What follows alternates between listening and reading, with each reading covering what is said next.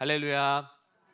네, 오늘도 주의 전에 함께 하시는 모든 성도님들을 주님의 이름으로 사랑하고 축복합니다. 우리 옆에 있는 분들하고 같이 인사할까요? 잘 오셨습니다.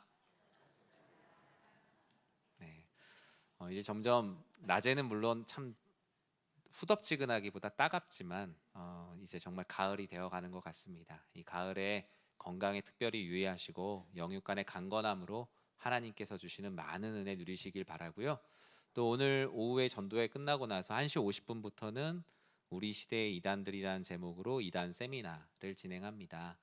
우리 안에 하나님 말씀 가운데 잘 서서 살아갈 수 있는 또 지혜를 함께 나누는 시간이니까 같이 함께 해주셨으면 좋겠고요.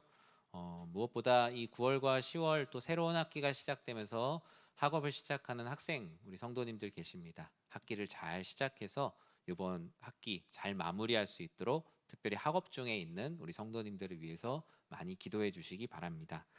오늘 로마서 8장 26절에서 28절 말씀 가지고 성도의 특권은 기도입니다 라는 제목의 하나님 말씀 함께 나누고자 합니다. 여러분은 어떤 특권을 가지고 계십니까? 목사님, 저는 백화점 VIP입니다. 예, 저는 제가 자주 쓰는 쇼핑몰의 최고 등급입니다 라고 얘기하시는 분들도 계실 거고요. 저는 거기 입장할 때 저희 직원 할인이 돼서 50% 할인 받을 수 있습니다. 여러 가지 많은 특권들이 있죠. 특권이라는 말은 뭐 단어 자체로는 참 좋지만 사실 처음에 시작할 때는 그렇게 좋진 않았어요. 왜냐하면 이제 주로 신분제 사회에서 먼저 사용되었던 단어이기 때문입니다. 왕들만 누릴 수 있는, 귀족들만 누릴 수 있는, 소위 사회적 특권을 통해서 다른 사람들과의 차별을 통해 자신의 우월함을 드러내려고 했던 것이 특권이라는 단어였습니다. 왜냐하면 누군가에게 주어진 특권은 누군가를 차별하는 강력한 무기가 되기도 하고 당위성을 부여하여서 불공평한 세상을 만드는데 일조할 수도 있는 것이 특권이 될 수 있어요. 이런 기울어진 운동장과 같이 상대를 차별하는 무기로 특권이 사용되기도 하지만 나에게 주어진 너무나 특별하고 당연한 권리인데 그것을 모르고 사용하지 않을 때가 있어요. 여러분 오늘 집에 가서 당장 지갑이나 서랍 아니면 내가 비상금을 숨겨 놓았을 것 같은 곳을 싹 찾아보십시오. 그곳에 보면 갑자기 철진한 쿠폰들도 발견하게 될 거고요. 아니면 유효기간이 지난 상품권을 볼 수도 있을 겁니다. 그 모든 것들 우리에게 주어진 특별한 권리였음에도 불구하고 내가 중요하게 생각하지 않거나 아니면 삶을 살아가느라 너무 바빠서 잊어버린 것들이 너무나 많죠. 그래서 요즘은 스마트폰으로 서로 주고받는 기프티콘 같은 선물들을 보면 어때요? 30일 정도 나오면 이렇게 연락이 와요. 30일 남았습니다. 빨리 쓰세요. 15일 남았습니다. 7일 남았습니다. 하루 남았습니다. 라면서 얘기를 해줘요. 그러면서 이 사람이 그것을 쓸 수 있도록 도와주죠. 물론 기업은 이 특권을 사용하지 않을 것을 기대할 수 있습니다. 우린 그것을 소위 낙전 수입이라고 하거든요. 떨어지는 수입이라고. 얼마 전에 그 양정숙 의원이 이렇게 발의한 걸 한번 봤는데 그 개정안 발의하는 부분이었는데 우리나라에 3년 동안 이런 선불 충전을 하고 쓰지 않고 없어지는 낙전 수입이 1200억 정도 된다고 해요. 1200억. 특히 여러분 자주 쓰시는 교통카드 있으시죠? 그 1200억 중에 800억이 교통카드입니다. 그래서 5년이라는 시간이 지나지 않고 어제 우연히 목양실에 제가 앉는 그 성도님들 오시면 앉는 자리 소파에 8년 된 교통카드가 끼워져 있었어요. 물론 그 안에 충전되어 있던 금액이 얼마인지는 모르겠지만 다 그 회사로 귀속이 되었을 거예요. 그런 금액이 총 1200억입니다. 그래서 이 의원은 이러한 낙전 수입을 회사가 다 가질 것이 아니라 서민 금융 지원 활용을 개정할 것을 발의를 했어요. 여러분 예수를 그리스도로 믿는 자들에게도 특권이 있죠. 그러나 아무리 귀한 특권이 있다고 할지라도 우리가 잊어버리고 살면 이런 것과 같아요. 얼마 전에 뉴스를 보니까 한 어르신이 이렇게 인터뷰를 하시는데 얼굴도 나오고 실명으로 이렇게 인터뷰를 하시더라고요. 근데 그분은 그 로또 복권 1등에 당첨된 분이셨어요. 그래서 1등에 당첨된 분이 얼굴을 저렇게 공개해도 되나 했는데 이유가 있었어요. 왜냐하면 1등이 당첨됐다는 사실을 그 돈을 받을 수 있는 유효기간이 지나서 알게 된 분이신 거예요. 그런데 그분이 놀라운 건 그 로또 복권을 성경책에 끼워놨다라는 거예요. 성경책을 1년 반 동안 안 펴보신 거죠. 네, 그래서 이분이 왜 성경책 안에 로또 복권이 끼워져 있지? 그래서 그냥 확인해 보니까 1등이었던 거예요. 근데 그것을 찾지 못해서 안타까워하는 모습을 보면서 제가 다 안타깝더라고요. 네, 이분이 왜냐하면 삶이 지금 되게 가난한 분이셨거든요. 이분에게 이게 진짜 큰 도움이 됐을 텐데 라는 생각을 하게 되었습니다. 특권이라 함은 우리가 뭐 몇 퍼센트 할인을 받고 누구보다 먼저 들어갈 수 있고 나만 누릴 수 있는 것, 뭐 여러 가지 많은 것들이 있지만 오늘 본문은 특별히 성도의 특권을 말하고 있어요. 과연 이 로마서 8장에서 말하는 성도의 특권은 무엇일까요? 우리 로마서 8장 1절 말씀을 먼저 같이 한번 읽어보겠습니다. 함께 읽겠습니다. 그러므로 이제 그리스도 예수 안에 있는 자에게는 결코 정죄함이 없나니 아멘. 로마서 8장은 그리스도 예수께서 생명의 성령의 법으로 오셔서 우리들에게 주신 성도의 특권을 하나씩 나열하고 있습니다. 특히 1절에서 방금처럼 말했죠. 그러므로 이전에는 없었는데 이제는 그리스도 예수 안에 있는 자에게 결코 정죄함이 없는 성도의 특권이 있다라며 첫 번째 특권을 말합니다. 그 성도의 특권의 첫 번째는 정죄함이 없는 사랑을 너희는 누리게 될 거라고 말씀하세요. 죄로부터의 해방, 사망 가운데 있었으면 죽을 수밖에 없고 정죄를 당하여서 일어설 수 없는 슬픔 가운데 있을 수밖에 없지만 이제 생명의 성령의 법이 너희를 해방하여서 너희 안에는 정죄함이 없다라고 말씀을 해주셨어요. 바로 이것이 성도의 첫 번째 특권이에요. 15절에 보면 계속 이어서 그 특권을 말씀하십니다. 15절 말씀 같이 읽어보겠습니다. 너희는 다시 무서워하는 종의 영을 받지 아니하고 양자의 영을 받았으므로 우리가 아빠 아버지라고 부르짖느니라. 아멘. 로마서 8장을 통해서 주신 두 번째 성도의 특권은 하나님의 자녀라는 특권입니다. 이전에는 죄의 자녀였죠.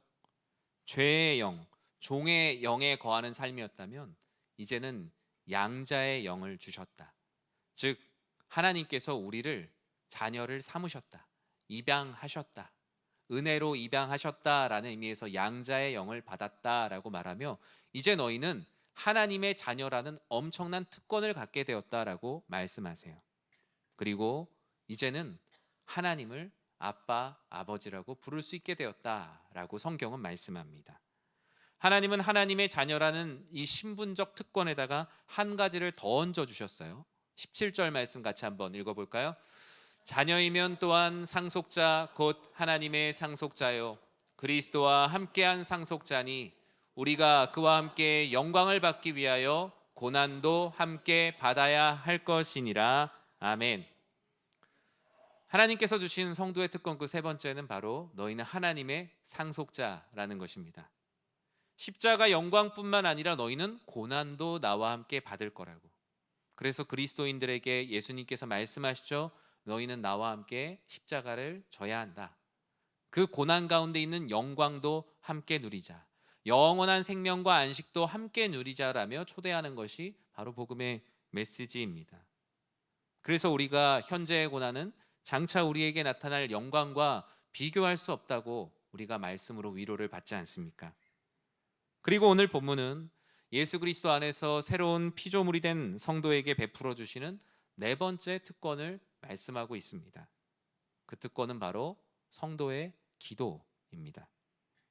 정죄함이 없는 사랑의 특권, 하나님을 아버지라고 부를 수 있는 자녀의 특권, 자녀로서 고난과 영광까지도 함께 누릴 수 있는 상속자의 특권.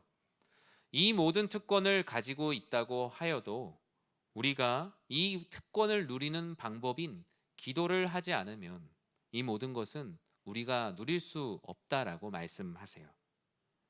구슬이 서말이라도 어떻게 해야 보배입니까? 꿰어야 보배입니다.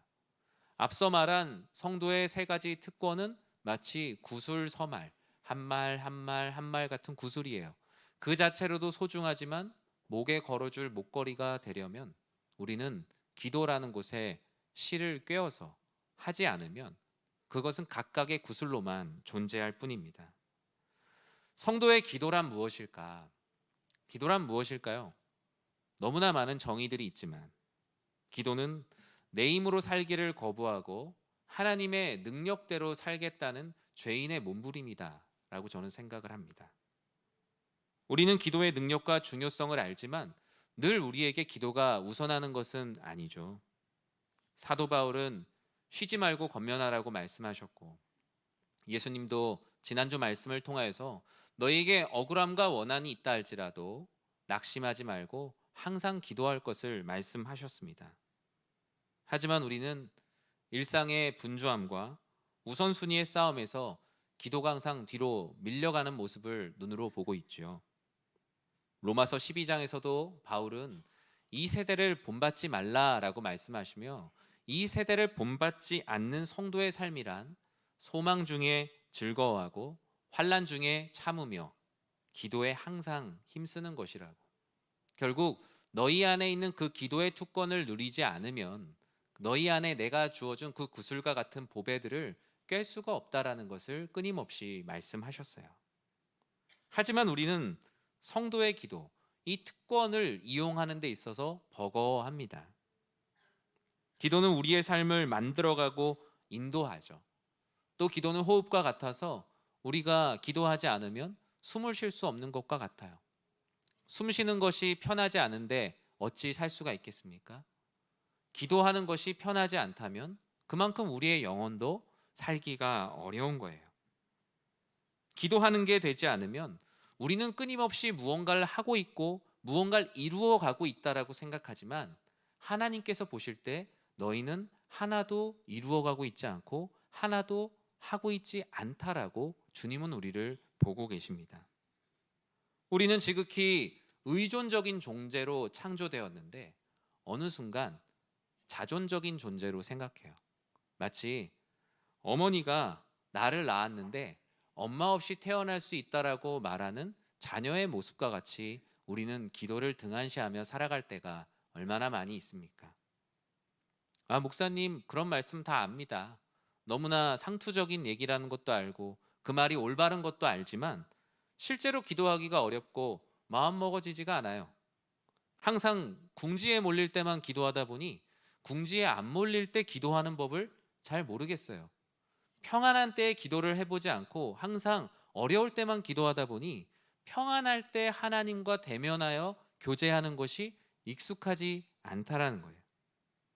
왜 우리는 이렇게 기도하기가 어려울까요? 왜 기도의 특권을 주었음에도 불구하고 누리기가 어려울까요? 첫 번째는 영적인 침체의 문제입니다. 우리 신앙의 초점이 흐려지고 우리 안에 하나님을 사랑하는 마음과 내가 그리스도인이라는 정체성이 희미해지는 것을 우린 영적 침체라고 말합니다. 어느 순간 그런 거 한번 경험해 보신 분들이 있을 거예요. 교회 가는 게 너무 귀찮은 거예요. 그리고 예배를 드릴 때 예배를 드리기도 전에 빨리 끝났으면 좋겠는 거예요. 여러분 지금 졸고 계신 분들 아무도 없거든요. 제가 그래서 말씀합니다. 조는 것도 영적인 침체의 문제일 수 있어요. 그럴 가능성이 되게 높아요. 예를 들어 내가 새벽 6시까지 공부를 하다가 교회를 아침에 9시에 예배 드리러 왔어요. 이건 조는 게 너무나 당연해요. 왜냐하면 육체가 정말 피곤하니까. 그런데 그게 아니라 한 14시간을 자고 왔어요. 푹 잤어요. 어제 저녁 7시부터 잤어요. 그런데 예배를 드리는데 졸려요. 근데 그게 한 번이 아니라 1년 52주를 했는데 내가 52타수 한 40안타 정도 치고 있다고 생각한다면 이것은 영적인 침체의 문제일 수 있어요. 아까 얘기한 육체적인 피곤함, 저도 기억이 나는 예배 시간에 졸았던 기억이 나요. 좋은 게 아니라 아예 잤던 기억이 나는데 전도사 때였어요. 처음에 개척교회 때. 개척교회 이제 그때는 제가 교회 뭐 화장실 청소도 하고 계단 매일 수세미로 토요일마다 닦고 성도님들 숫자보다 교회 화분 숫자가 더 많았거든요. 그래서 화분을 이제 옥상으로 옮겨서 물 주고 진짜 피곤하더라고요. 다음 날 그 예배를 드리는데 정말 너무 피곤한 거예요. 네, 그래서 그 목사님이 설교 전에 기도하겠습니다 해서 같이 기도를 했어요. 그래서 기도를 하고 아멘 하고 떴는데 아무도 없는 거예요. 정말로 아무도 없는 거예요. 그러니까 저는 성도님들이 나갈 때까지 예배당에서 엎드려서 잤는데, 성도님들은 제가 무슨 어려운 일이 있어서, 왜냐면 안 졸던 사람이니까 계속 뭔가 기도하고 있구나 라고 생각을 하셨다고 하더라고요. 이런 육체적인 피곤함이 아니라 내가 어떤 영적으로 이게 습관이 된다는 것은 침체의 외적인 증거예요. 그냥 예배 드리는 것도 귀찮아지고 성경 읽는 것도 싫고 뭐 찬양하는 것도 재미가 없고, 이것은 단순히 흥미를 잃은 정도가 아니라 영적으로 내가 침체되고 있다는 것을 자각하고 반응해야 되는 거죠. 또 두 번째 이유는 기도의 필요를 느끼지 못한다라는 거예요. 기도한다고 뭐가 달라지나? 아니면 기도가 나의 종교적 요식행위가 돼버린 거예요. 기도를 하면서 받은 은혜나 삶의 변화나 간증이 없다 보니까 딱히 기도를 해야 될 필요를 못 느끼는 거예요. 기도를 하나 안 하나 그냥 삶이 똑같다라고 생각하기 때문에 기도를 굳이 안 해도 된다라고 생각하는 그 기도에 대한 불필요성이 기도하지 못하게 하는 이유가 됩니다. 세 번째는 분주함인 것 같아요. 일주일에 7일 중에 길고 긴 호흡으로 여러분 기도하고 계십니까? 밥 먹을 때 기도하는 것도 나는 그것도 너무 바쁘다라고 생각하면서 살 수도 있을 정도로 우리 사회가 정말 여유가 없어요. 근데 이 기도라는 것은 깊고 긴 호흡의 시간이 필요하거든요. 저도 어느 날 가끔 그 생각해 봤어요. 내 주일날 하루를 브이로그로 한번 찍어볼까? 주일 아침에 일어나서부터 주일 하루를 마무리하는 것을 한번 브이로그로 찍어보면 과연 안식이 있을까라는 생각을 좀 해보게 됐어요. 좀 말씀을 전하면서 물론 평안이 있고 기도하면서 있지만 그냥 주일 하루의 시간들을 엄청 쪼개서 쓰거든요. 그러다 보니 정작 우리 성도님들 중에도 그런 걸 많이 느끼시는 분들 계실 텐데, 정작 교회에 가면 안식과 평안이 없다, 너무 바쁘다라는 말씀을 하시더라고요. 또 마지막 한 가지 이유를 더 보자면 낙심과 상처 때문이기도 해요. 내가 너무나 기도하면서 간절히 기도했었는데 그것을 이루어주지 않았다라는 그 과거의 기억들이 나에게 낙심과 상처가 돼서 하나님에 대한 기대감이 없을 수도 있고, 또 기도했다가 들어주시지 않으시면 어떡하지라는 걱정 때문에 애초에 기도할 엄두를 내지 못하는 성도님들도 만나게 됩니다. 이런 모든 사항들은 우리가 기도의 특권이 있다라는 것을 잊어버리게 만들어요. 오히려 기도를 짐처럼 부역처럼 여기게 만들어요. 새벽에 나와서 기도를 하는 것, 또 성도님들 각자의 처소에서 기도를 하시는 것, 또 우리 교회가 금요일 밤마다 모여서 기도를 하고 있는데, 이 모든 것은 공동체에게 주시는 특권이죠. 그런데 언제부턴가 이런 기도회조차도 나에게 짐이 되는 거예요. 내가 지금 권사 직분을 받았는데 기도하러 가야 되는데, 내가 안수 집사니까 기도하러 가야 되는데, 이 기도를 한다라는 것이 나에게 주어진 특별한 권리가 아니라 나에게 주어진 짐과 같이 느껴지면 우리는 기도가 특권이라는 사실이 점점 희미해질 수밖에 없거든요. 이렇게 기도의 특권을 누리지 못할 때 어떻게 해야 할까? 오늘 본문은 바로 그 질문에 대한 답을 말씀하고 있어요. 우리 26절 말씀을 같이 한번 읽어보겠습니다. 이와 같이 성령도 우리의 연약함을 도우시나니 우리는 마땅히 기도할 바를 알지 못하나 오직 성령이 말할 수 없는 탄식으로 우리를 위하여 친히 간구하시느니라. 아멘. 기도의 특권을 누리려면 우리에게 방법은 오직 하나입니다. 그것은 바로 성령의 도우심을 구하는 거예요. 예수님께서도 제자들에게 그와 같이 말씀하셨거든요. 내가 부활하고 승천한 후에 보혜사 성령을 너희들에게 보낼 거라고요. 너희는 그 보혜사 성령에게 도움을 구하고 나의 이름으로 기도하면 하늘 아버지께서 그 기도에 응답하실 것을 분명히 말씀하셨습니다. 성령 하나님께서는 우리의 연약함을 도우세요. 그 연약함은 무엇입니까? 소망을 가지고 살아가지만 즐거워하지 못하는 우리의 삶. 소망을 가지고 기도하지만 그때를 기다리느라 지치고 버거운 삶.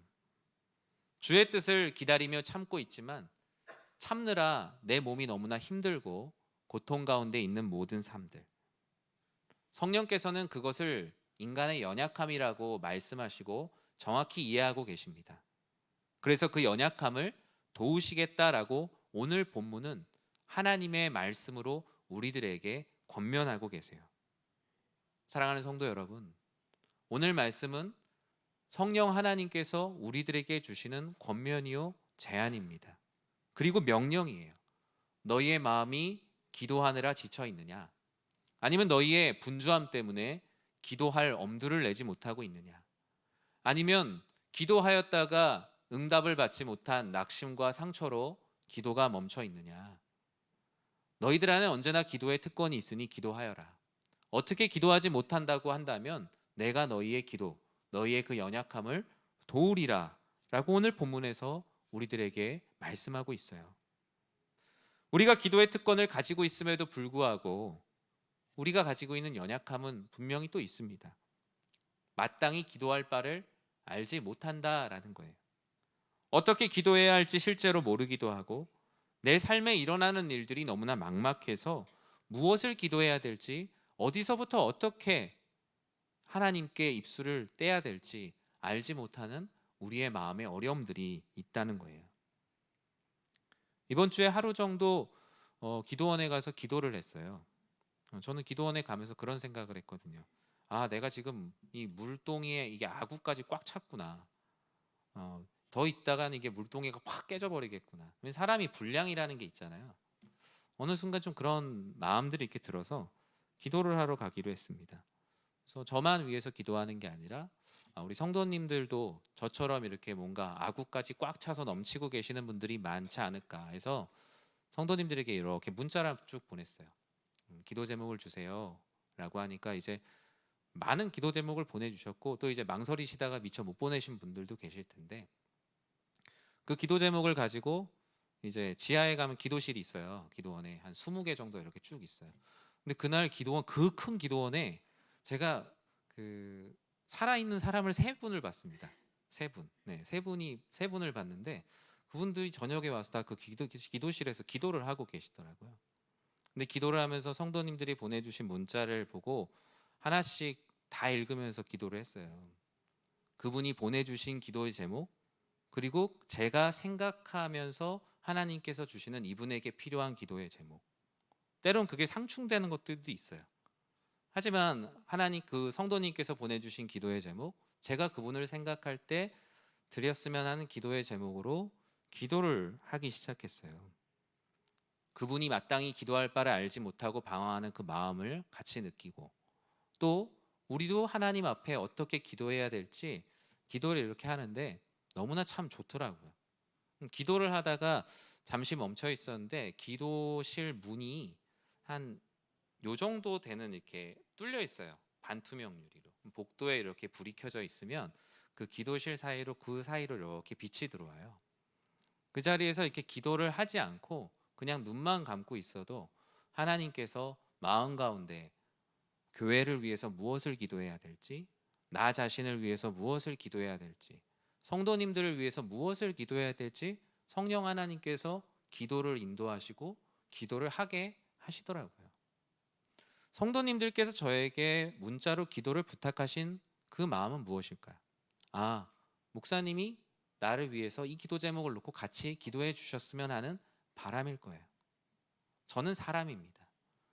성령 하나님께서는 여러분들에게 동일하게 오늘 말씀을 통해서 문자를 보내시는 거예요. 너희의 연약함을 나에게 고해라. 마땅히 기도할 바를 알지 못한다면 그냥 기도해 주세요라고라도 기도하여라. 그러면 너희의 그 모든 뜻을 주관하여서 내가 너희의 기도를 도울 거라고. 저는 성령 하나님의 도우심을 구하는 것이 바로 이와 같은 것이라고 생각을 해요. 저는 우리 교회와 우리 성도님들의 삶에 많은 계획을 세우지만 계획보다 중요한 것은 언제나 기도라는 사실을 잊지 마시기 바랍니다.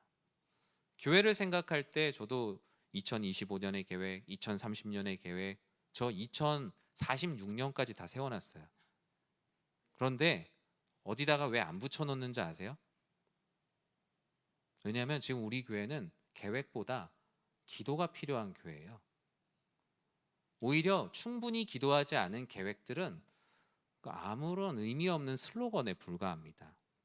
그래서 기본적으로 우리가 충분히 공동체가 기도할 수 있는 역량을 갖추고 나서 그 안에서 계획들을 발견해 나가는 것이 회사와 다른 교회의 모습입니다.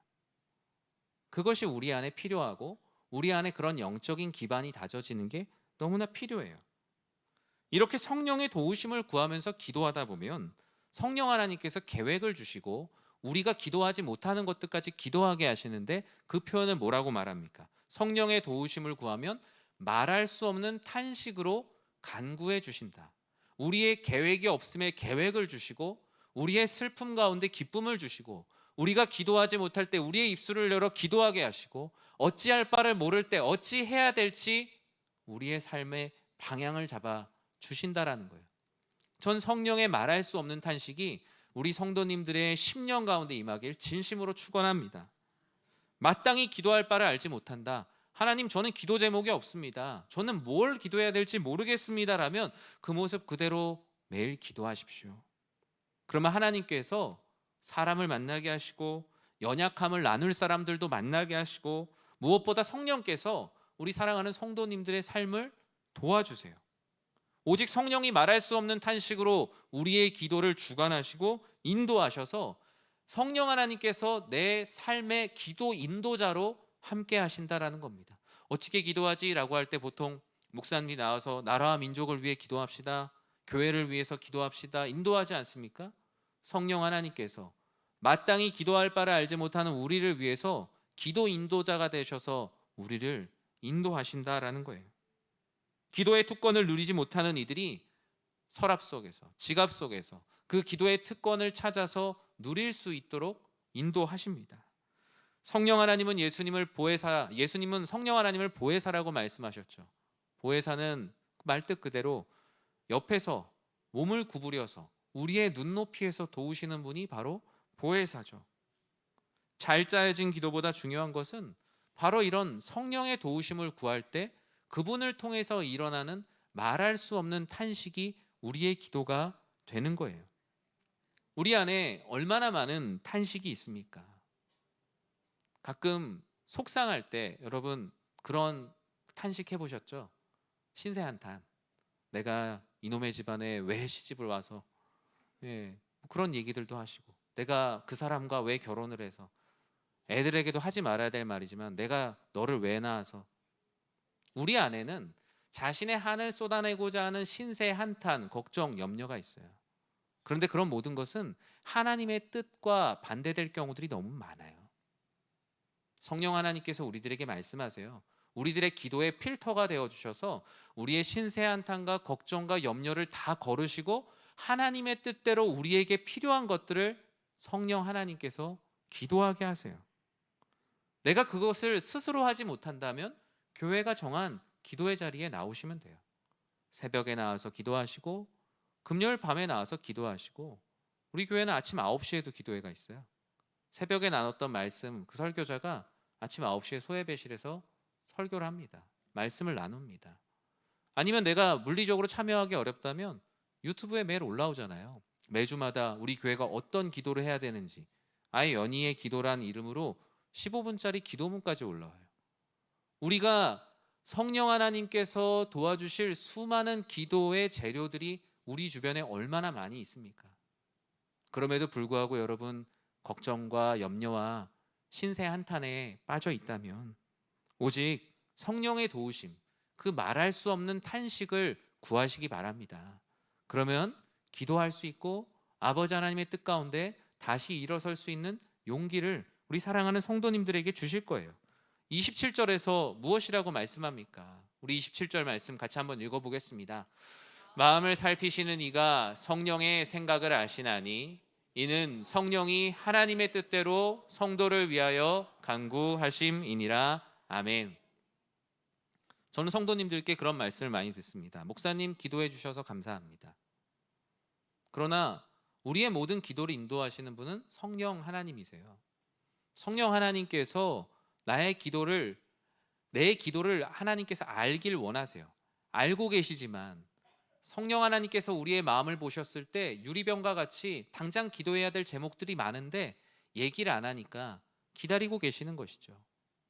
성령 하나님께서 우리 안에 있는 그 모든 기도를 하길 원하시고 시작하시면 말할 수 없는 탄식으로 돕고자 바로 옆에서 기다리고 계시다는 거예요. 성도님들의 기도 제목을 읽다 보면 제가 감당할 수 없는 기도 제목이 거의 대부분이에요. 저도 기도하지만 이 말씀처럼 성령의 도우심을 위해 기도합니다. 주님, 이 가정의 문제를 해결해 주십시오. 경제적인 문제의 수렁 가운데 빠져 있는 영혼을 구해 주시고, 또는 신앙의 침체 가운데 허우적거리고 있는 영혼들을 구해 달라고. 성령 하나님께서 그 성도님들의 모든 기도를 들으시고 가장 필요한 방법으로, 가장 선한 길로 인도하시는 그 마음을 느끼게 됩니다. 우리가 내 뜻대로 쏟아내는 불평과 불만과 걱정과 염려와 신세 한탄은 다른 길로 우리를 인도하게 돼요. 사람을 만나면 서로의 아픔과 불만을 신세 한탄하듯 막 쏟아낼 때가 있잖아요. 그러고 집에 오면 처음엔 속이 시원해요. 아유, 속상한 얘기 다 하고 오니까 좋다. 그런데 때로는 감정에 너무나 휘둘려서 괜히 말했나? 이게 내 약점이 되는 것 아닌가? 사람과 사람 사이에서 나눈 이야기를 가지고 오히려 더 걱정하기도 합니다. 속에 있는 오물을 쏟아내면 시원할 줄 알았는데 오히려 바닥에 쏟아진 내 안에 있는 오물과 같은 걱정과 염려를 보고 나니까 오히려 그 실체를 보고 나니까 오히려 더 두렵고 걱정이 되기도 해요. 주님께서는 그 모든 것을 성령 하나님께 쏟아놓으라라고 말합니다. 우리가 구역으로 모였을 때, 전도회로 모였을 때 우리의 삶을 나누지만 때로는 우리의 연약함 때문에 걱정과 염려와 신세 한탄으로 그냥 끝나고 헤어질 때도 있어요. 그 모든 것을 성령의 도우심을 구하며 기도할 때 우리 안에 말할 수 없는 탄식으로 도우시는 놀라운 은혜를 경험하게 될 겁니다. 전 우리 사랑하는 성도님들이 그와 같은 은혜를 누리시길 진심으로 축복합니다. 말씀을 맺습니다. 기도의 특권을 아는 사람, 성도가 가지는 기도의 특권은 막연히 벽을 두드리는 삶에서 열린 문을 두드리는 삶으로의 변화입니다. 정죄하지 않는 사랑으로 해방시킨 하나님의 자녀요, 하나님의 상속자라는 특권을 가진 이들에게 주님께서는 기도의 특권을 주셨는데, 그 기도의 특권은 무엇입니까? 이전에 그 특권을 알지 못했을 때는 막힌 벽을 두드리는 삶이었어요. 두드리고 두드릴수록 오히려 지치고 열리지 않기 때문에 내 몸이 피곤하고 내 몸이 상하고 내 마음에 멍이 들었어요. 그러나 길이요 진리요 생명 되시는 예수님, 양의 문이 되시는 예수님, 그 문을 두드릴 때는 그 문 밖에서 그 문을 열기를 기다리시는 그분의 은혜로 말미암아 바로 그 문이 열리게 되는 놀라운 은혜를 경험하게 됩니다. 사탄은 끊임없이 우리가 기도의 특권을 통해서 얻게 될 복을 갖지 못하도록 낙전 수입을 기대하고 있습니다. 기도의 특권을 가지고 누리지 않고 기도하지 않아서 인생의 유효기간이 다 끝날 때까지 충분히 기도하지 않아서 나중에 주의 재림의 때에 아무것도 바꿀 수 없는 그 모습 그대로 나오기를 사탄은 원해요. 그러나 주님께서는 그 모든 떨어진 것들을 거두어서 너희가 기도해야 되지 않겠냐? 기도하지 못한다면 내가 기도할 수 있도록 돕겠다라고 말씀하세요. 기도하기 어렵다면 성령 하나님께 그 마음 그대로 구하십시오. 기도의 특권을 누리는 하나님의 자녀로서 아버지 하나님께서 주시는 복을 충만하게 누리는 것, 우리는 이미 그 결과를 알고 있잖아요. 그 결과를 28절에서 무엇이라고 말씀합니까? 우리 28절 말씀 읽고 말씀을 마치겠습니다. 우리가 알거니와 하나님을 사랑하는 자 곧 그의 뜻대로 부르심을 입은 자들에게는 모든 것이 합력하여 선을 이루느니라. 아멘. 기도하겠습니다.